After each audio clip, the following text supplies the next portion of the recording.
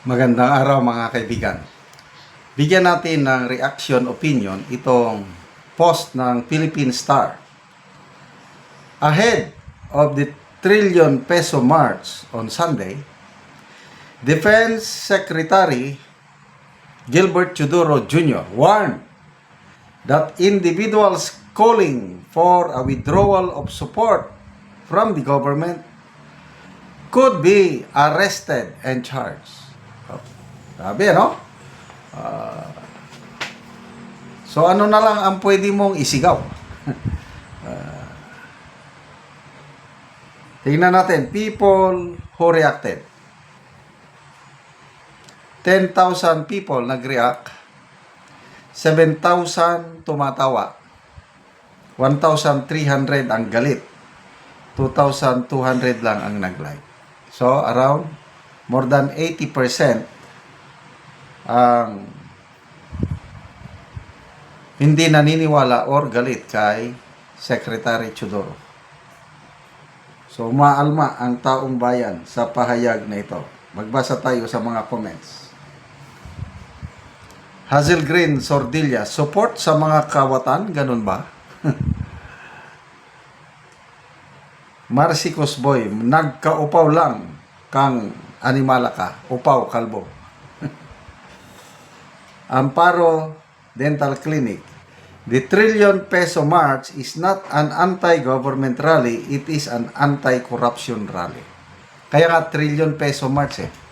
Dahil yung hinihinalaan na nalustay sa 3 years na panunungkulan ng administrasyong ito ay umaabot na ng sobra trillion. Sabi nga ni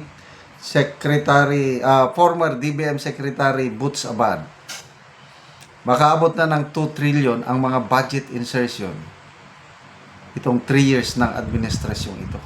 Kaya, yan ngayon, galit ang nakakaraming taong bayan. Kaya, uulitin nila itong trillion peso march.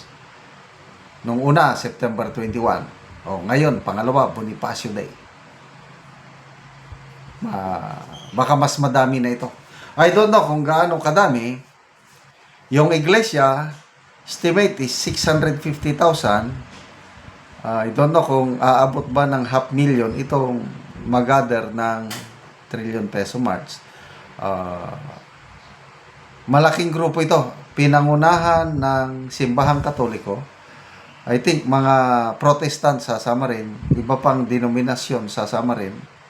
And of course, mga iba't ibang political, lalo na akbayan, mga makakaliwa. So, ang nakakatawa dito, although anti-corruption rally ito, basically, mananawagan ba sila ng resign movement? Sabi ng isang organizer, yung akbayan, isa sa mga organizer, may pahayag sila. Sigurado na daw sila, on Sunday, sisigaw sila, Sara Duterte resign. Kailang, pag-iisipan pa daw nila, yung Marcos resign.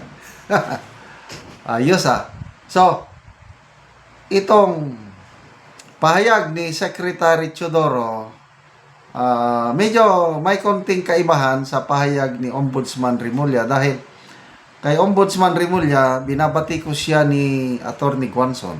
Sabi niya, para kang hindi nag-graduate sa UP, nakakaya ka.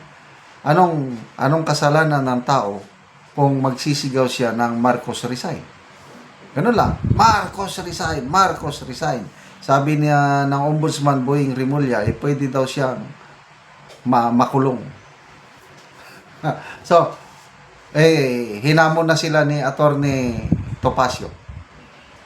Kasi narinig niya o nabasa niya yung statement ni Secretary John Vic Remulla na anybody who's calling for Marcos resign, pwedeng maimbestigahan, pwedeng ma-aresto. So hinamon ni Attorney Topacio sa kanyang programa. Sumigaw siya 3 beses, Marcos resign, Marcos resign, Marcos resign. Sige, John Vic, kasuhan mo na ako, arestuhin mo na ako. So, ano ba ito? Demokrasya pa ba tayo o hindi na? Ako, kung hanggang sigaw-sigaw lang yan, wag lang yung libelous, ano? Wag lang gawin yung nangyari sa Nepal and Indonesia na may sunog, may nangamatay. Dapat pabayaan mo na lang yung mga tao na i-voice out yung kanilang hinanakit. Kasi nasa karapatan ng taong bayan na mag-rally, magreklamo, freedom of expression niya eh. So, I don't know how itong withdrawal of support, pagsasabihin ng isang rallyista, ayoko na kay PBBM, ayoko na siyang suportahan. Yun na ba yun ang ibig sabihin ng withdrawal of support? Baka ang ibig niya sabihin siguro, baka yung nananawagan ng AFP, PNP to withdraw their support from the President. Baka yun. So let's be more specific. Baka yun ang pwede nilang arestuhin at ikulong, kasuhan. Yung mga tao na nananawagan sa AFP, PNP, withdrawal of support from the government. Ako, personal opinion ko, ayoko nang mangyari yun. Nangyari na noon, panahon ni President Erap, AFP, PNP, panahon ni General Reyes, General Lacson, nag-withdraw sila ng support sa incumbent president. Kaya, napilitan, Erap umalis, nag-take over si BP Gloria Macapagal Arroyo. Ako, wag na yun. Handa akong magtiis hanggang 2028. Kasi masisira ang professionalism ng AFP kung sasama pa sila yung mga ganyang military intervention. So, personal opinion ko na lang yun. Walang maidudulot na kagandahan sa bansa kung ang AFP pa ay mag-rally na lang tayo. Magprotesta lang. Sigaw lang ng within our boundaries of freedom of expression, ganun lang. Corruption ang kalaban. So, sino ang responsible sa corruption? Alam nyo na, mga mastermind. Kailangan pa bang i-memorize yan? Kilalang-kilala na natin sino ang mga mastermind ng corruption. Salamat mga kaibigan sa inyong pagsubaybay sa ating channel. Nakakatulong kayo ng malaki sa tribong Talandig ng Bukidnon dahil ang income natin sa channel na ito pantulong po sa tribo. Namimigay tayo ng mga libreng yero at pako para itong tribong ito makapagpatayo naman ng mas maayos na tahanan. Panoorin nyo ang video na ito. Muna ni sinanay ang natagaan og yero nga makabalay na karon. Sumuna ni ang balay ni nanay.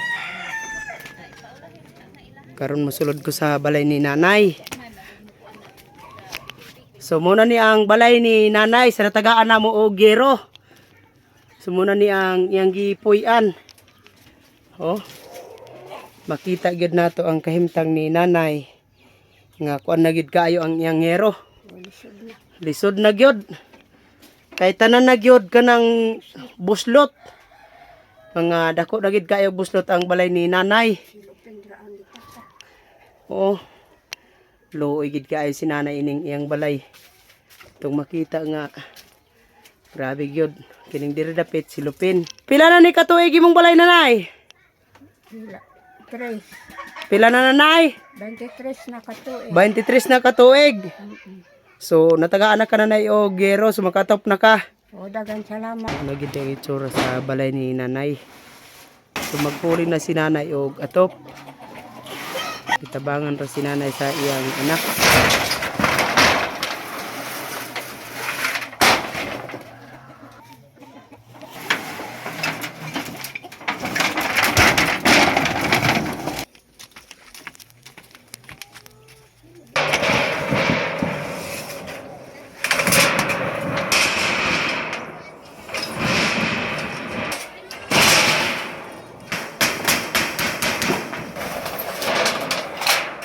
Kung karon humanagyod sa pag-atop ang balay ni nanay maayo nga tan. So nakaatop na gid siya. Salamat sa nagtabang kanak. Salamat sa Ginoo og nagtabang sa sin nga nakaatop na ako nga balo ako.